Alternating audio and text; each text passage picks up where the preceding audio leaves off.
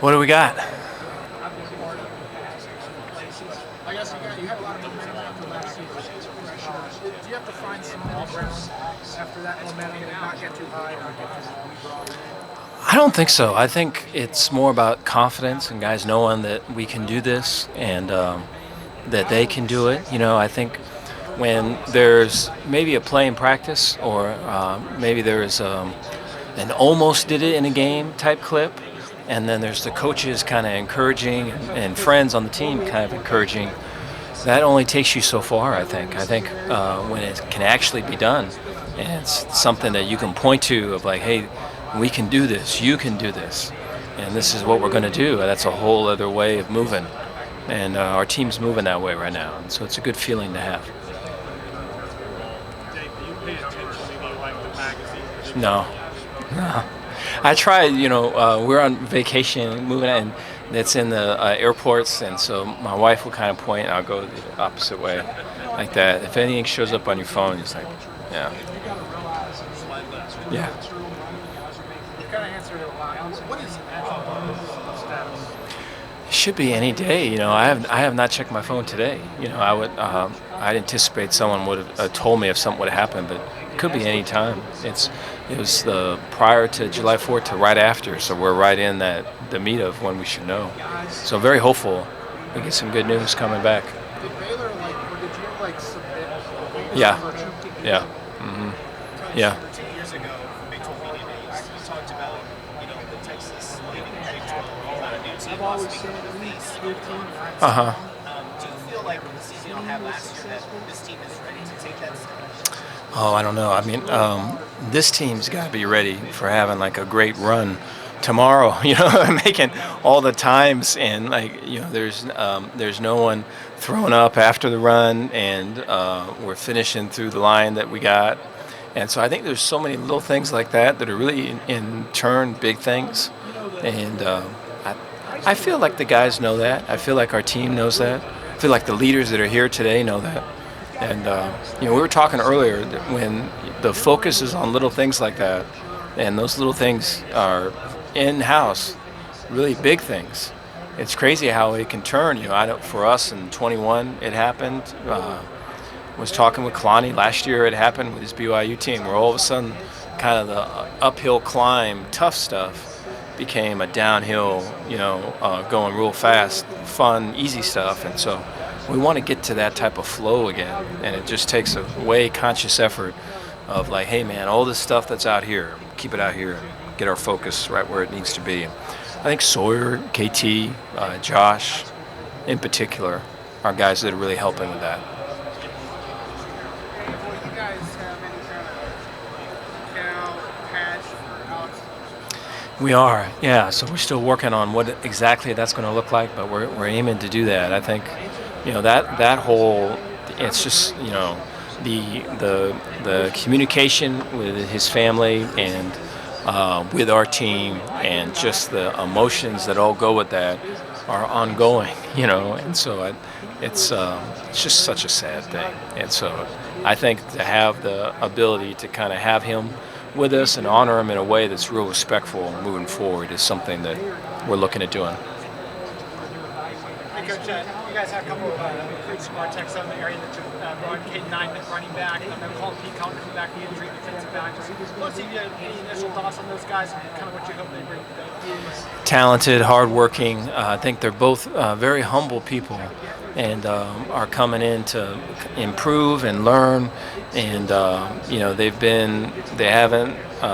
hasn't been anything where I've seen them not finish first in whatever they're doing. They're competing and they're battling and they're winning, And so I think so far so good. And so there are going to be opportunities for both of those two to contribute and to do their thing.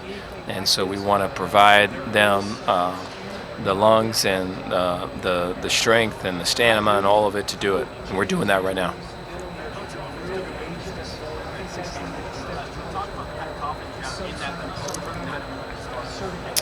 Yeah, I think anytime you do that, you kind of have to go, hey, so this is the success that we had, and this is with this group. and now we've got a different group. Even though there's returners coming back, there's a guy that was blocking and had success, but now he's a different person. This year is not last year.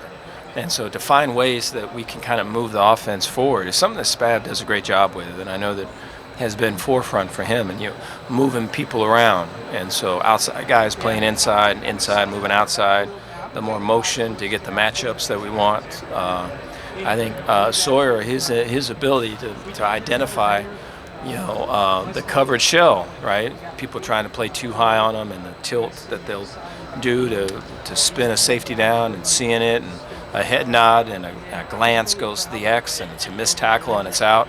Those are all things that I know just from seeing it in spring. It's difficult to defend, man. It's difficult to kind of get over to the other side of it. And so I think, Spav and Sawyer, just their work together has made it to where they're a tough offense to get got. And so I think to continuing to isolate those matchups that they got, continuing to identify the pre-snap so that they can win on the post-snap is something that we're going to continue to push. Well, I think for them, it's like all these other things tie into that. I think like their ability when they're at their best, when they're double teaming and running off the ball, and there's tempo behind it. But I think to get to those situations, there has to be the explosive play, the momentum plays, everything else. And when I think of our line, I think of it's the 12th or 13th play of a drive, and ball carrier got 5 yards, and they're going to push them forward for an additional 3 or 4. And so to get to that phase, there has to be that first punch to kind of open to get the hands down, right, so that we can get the knockout shot up top. And I think these things that we're talking offensively is a way that we can do that and put the offense back in the running game where we can close stuff out.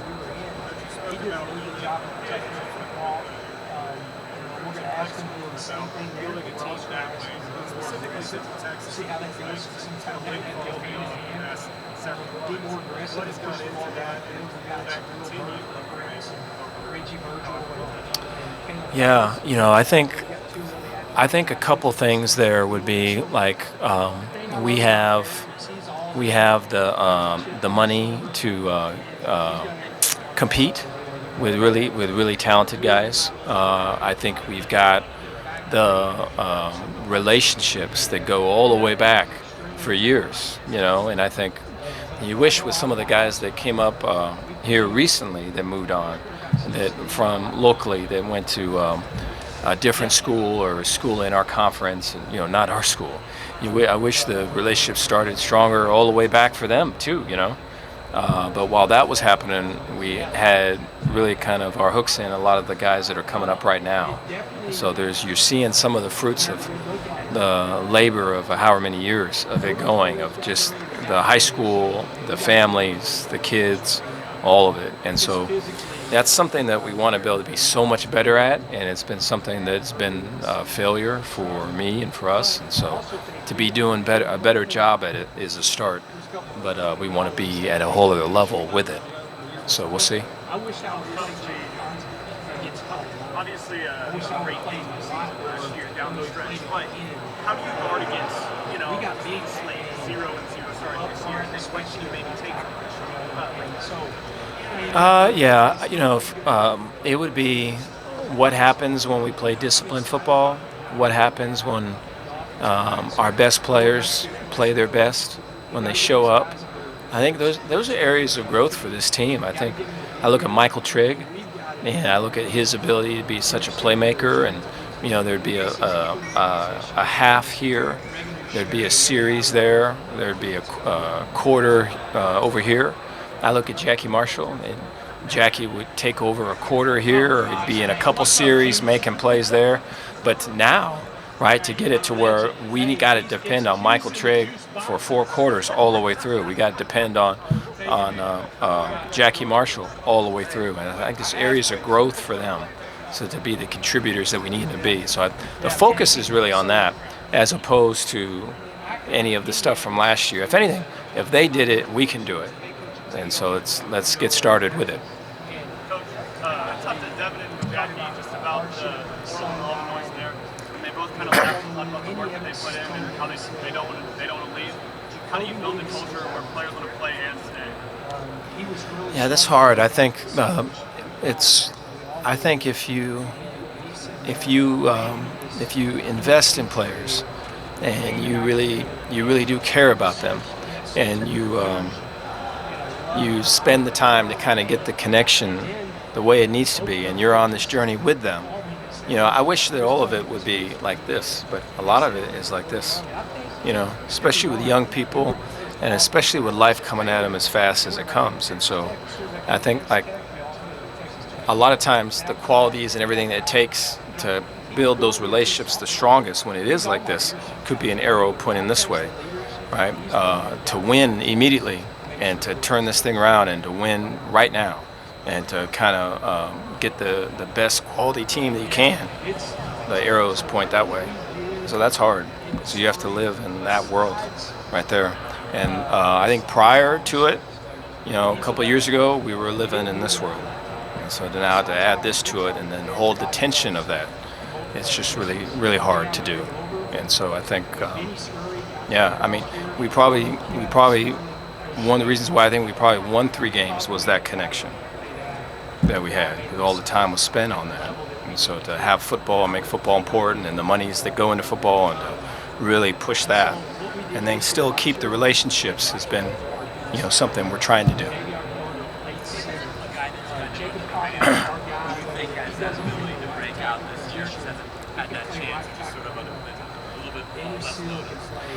I'm excited for Phoenix Jackson and what he can do. He's very talented. As spring went, was very disruptive, and just the flashes that he would do.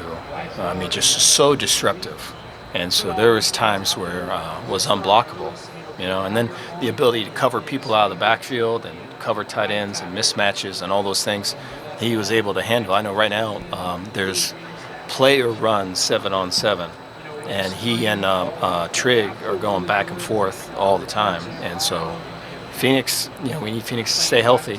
But Phoenix has an ability to really be able to make a big push. And then the other guy I would probably say would be Michael Trigg. I don't know if Michael, I thought there's a Houston game for him.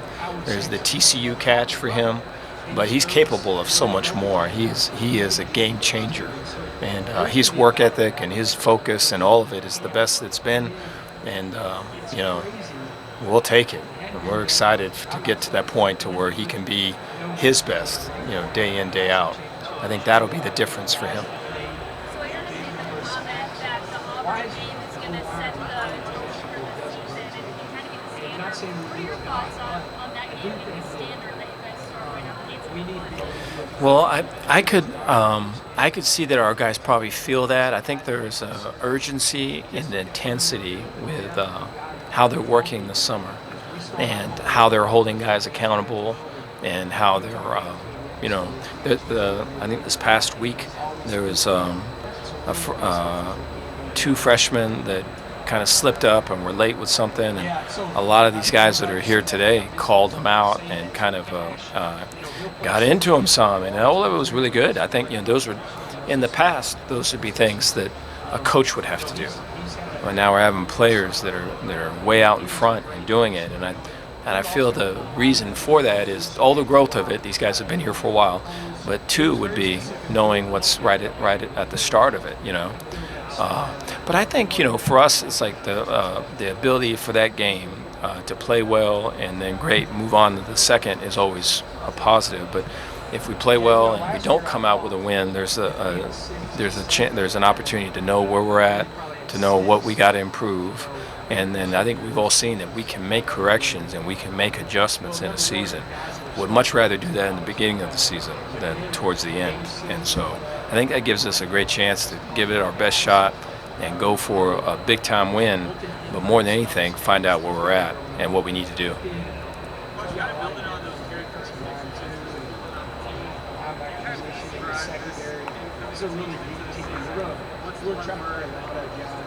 Hungry. Yeah, hungry. They love ball and they want more and they want to be respected. Yeah.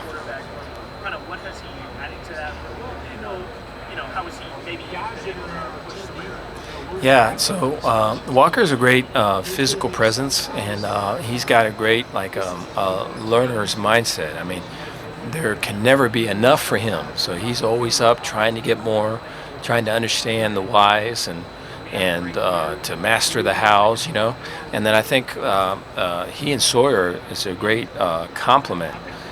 With Sawyer, there's always the ability to run him and to throw it and run it and everything. And you get the same thing with Walker and even a bigger, and a bigger dude. And so I think the run with Walker is always something that you have to account for at all times. The dude's like 235 pounds or whatever it is, and so and then he can run and is fast and all that. And so I think there's definite weapons at his disposal, and so finding ways to get the plays that he can really accomplish at the highest level and getting that where that can kind of be packaged with him is something that we're doing right now. What kind of comfort would you get as a coach starting to one play or multiple plays? No, you do. I think there's just so much that goes into just just a simple play. There's just you just don't run plays. It's like a whole thing. You know, is it an over front? Is it an under front? Is it a tight look? Is it pressure from the field? Is it all these things? And so the quarterback's got to get up there and then see all of it and just get you out of a bad play. And I think there's so much that goes into that. You wish it could be like that, but it don't happen like that. And so Sawyer can see all of it. And then, you know, the thing that probably separates him as much as anything is his ability to make the big play when he needs to make the play. When he needs to sit in the pocket and make that throw, he can do that. When there's pressure coming in his face, he can take that shot and get that ball off. And so I think so impressed with him and potential for just a great start of the season. He's working towards it. He's pretty focused on that start. How would you describe the challenge My expectations were It's difficult. I think offensively very innovative. I think I was talking to a couple guys earlier. I think there's at other conferences I've been, there's plays that offensively you wouldn't call, or I didn't feel that they would call because of, hey, if this doesn't work, this might come back and look bad for me or for us. And our people in this league have no problem calling those plays, and so it's just right out the gate. You're getting like the shots to the heart, and then I think along with that, you have the abundance of teams that are going for it on fourth down and the analytics. So you're talking about a way explosive offense with a quarterback that's way savvy. Some of them, where Sawyer's maybe a little bit different, is his length and his height. Some of these guys maybe are a little bit sawed-off dudes, but are smart, can see everything, can get them in the right play, right? And then they have this innovative scheme to go with it. And then they have the fact that it's like you're playing Army or Navy. So they're going to go for it on all these fourth downs, right? And so there's really second down is really first down, third down is really second down, and all this thing. And so it just becomes a very difficult proposition. And so I think the offenses in this league, very talented and very hard to stop. Yeah. You had a close game with Cincinnati a couple of years ago. Yeah. Winning in the Big 12 Very hard to do. Yeah, very hard to do. Yeah, I think it's the road environments. With the new league, the league expanding the way it is, it could be new environments, and I think the coaching in this league, I think, is underrated. The level of coaches. There are, I think there's always staffs that have recruiters, and then there's staffs that have coaches. And I think the Big 12 has got coaches, and so I think the advent of the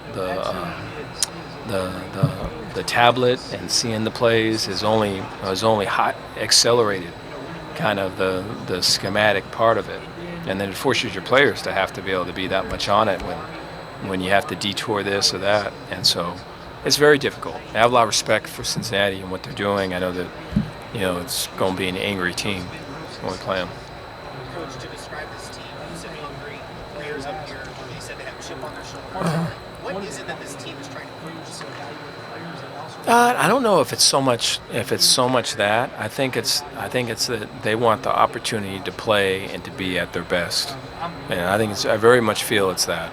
I think it's like the opportunity to be on stage where the play comes to them and they make the play because they know that's them, and they know that that's what they've been trained to do, and they know that people are depending on them to do that, and they feel that love. Like that's the thing. And so I very much feel like given an opportunity, we'll get in a position where we're going to see that. Coach, I'm curious, Joey's sitting right here, y'all work together a long time. I'm just curious, your thoughts on what they've been able to do with recruiting and portal and NIL and all that. Yeah, excited for them. I know that I think it's really good that a team that's a blue blood team, I guess, is out there recruiting at such a high level. And I think it's good for college football. I think it helps our league. I think if you can get this competitiveness in recruiting nationally and then in our league, it only makes our league better.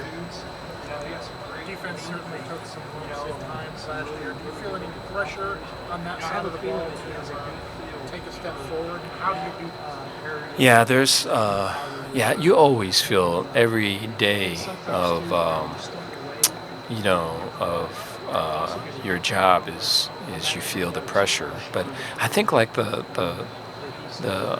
thing we have to do on defense is to really identify a starting point, a starting coverage, and then build off of it with the varying looks. So it all looks the same, but it's going to play different post-snap.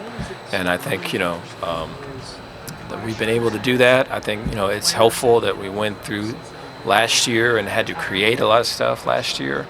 That wasn't creating it out of the blue, but it was just having stuff that I hadn't really done before.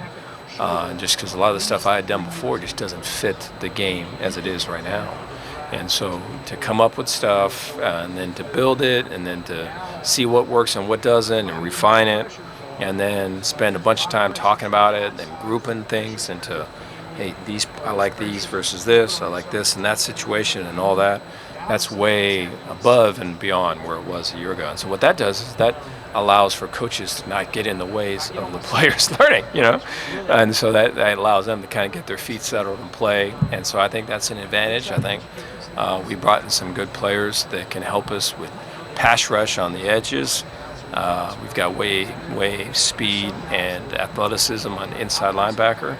We've got depth on D-line. And we've gotten guys that have the ability to cover in the corner and second and safety market, and we've got to be able to get them to do that. And I feel like Paul Gonzalez is a big part of that. So I think we've addressed the things. We've got to be able to kind of continue that process to get it out. Much like the run game, kind of clicking and the offensive line kind of taking that step kind of changed the season for us. I feel that our secondary can do the same for this team. Related to that, whether it's time management or whatever, you feel like having a season under your belt, you have a better handle on handling the defense as well as being positioned? Yeah, I think, at times last year it would be, hey, so we've got a staff meet, so here's the things we want to hit, here's the topics, and it's kind of listed out. Maybe there's a couple clips that I want to show. Here's a defensive staff meet. Here's the itinerary, here's the clips, here's the topics we want to hit. Then you have a defensive unit meeting. And here's the itinerary, here's the topics, here's all of it. Then you have a linebacker meeting. Here's the, so like that would all be on a page, and you'd have to make the cut-ups for each of those things. And I think if you could, I guess, go through it and just like, hey man, I got it up here, I'm just going to roll. But to have it all lined up is very time consuming, and you can drown in that. And so I think, having done that and having to build off of stuff that went through what we did last year and kind of knowing what to do and what to stay away from, I think is very helpful going into this year. lose many guys to the transfer. But you did lose Brendan Beck right after spring football. Yeah. How disappointing was that for you, and how did y'all address that kind of thing the summer? Yeah, it's I wish Brendan the best. I think he's someone that has got a lot of potential on the football field and has got a great heart. I think there's an energy that he brings that I know that Florida is going to benefit from, and so I wish him and his family the best. But I think we were able to get two defensive tackles, one as a nose, the other as an interior guy that could possibly play an edge. They're a little that came around that time, and so I feel good about those matchups. I think we've got you hate to say it, but we lost Alex Foster too, and so I just think like there's an opportunity for the guys that came in that can contribute because I feel like we're confident in what they can do based upon their film. But then there's going to be an opportunity for some of our guys that have been in the system, that have been on the team, to take that next step and play. And so we're really trying to push towards that, whether it's a Tizzino or someone like that, to be able to take that next step. And, I think Cooper Lance moving outside is probably a better fit for him than where he's been inside. So we're counting on those guys being able to play some valuable minutes and contribute. But I feel good about our depth. I don't think that's going to be an issue. I think I haven't been at a school where you've got three nose guards that you feel really strong about playing at any point in time. And so I think we have that now. Like DK Cowler would be a guy that has been here, that it's his time to kind of step up and play. And so I think we're in a good position up front. Yeah. A lot of coaches talk about some personnel. What do you think the percentages are? What makes a defense more effective? Is it scheme or personnel, or equally Personnel. personnel? Yeah. And is Baylor where they want to be from a personnel standpoint on defense? Yes, we're the closest that we've been. Yeah, I think the depth that we've got is the best that it's been. I think I feel like front seven wise, and then secondary wise, I feel that there's talent there. There's the ability to kind of take that next step with certain groups. There's a confidence level that's got to be able to come through, and as coaches, we got to find the right buttons to push to get to where our guys are playing confident. Like Sawyer made such a push towards the end of the season. It had a lot to do with confidence. Our O-line was blocking people, and 6 yards downfield had a lot to do with confidence, And so I think we've got to be able to have that, especially in the back end in our defense. Last thing I want to say, a number of the players the defensive players mentioned how confident they are in their teammates' ability. Yes. With them being together a pretty short time when the transfers come in, where did that confidence come from in the ability of their teammates? I think they compete every day, and so they see them every day, and they see the wins, And if it's a loss, they see what they could do better, and they're always vouching for them. And so I think, for us to show up and kind of be that guy on Saturday, to have the ability to do that at some point prior to that, you have to be that guy. It doesn't just come out of nowhere. And so you have to kind of be that guy somewhere. And so the more competitive practices, the more intentional we are with those matchups, and then we bring that guy out. Yeah, that was something that I know when that came up. I knew that was a part of what TV contracts and everything. I think that was something that initially I tried to see, is there any possible way we cannot do this? And so there wasn't a way. Speaking about defensive depth, Devin Turner, Yeah. his status, and if he misses any time, He does. He tore his ACL. So what's unfortunate about that is that it's the last practice of spring.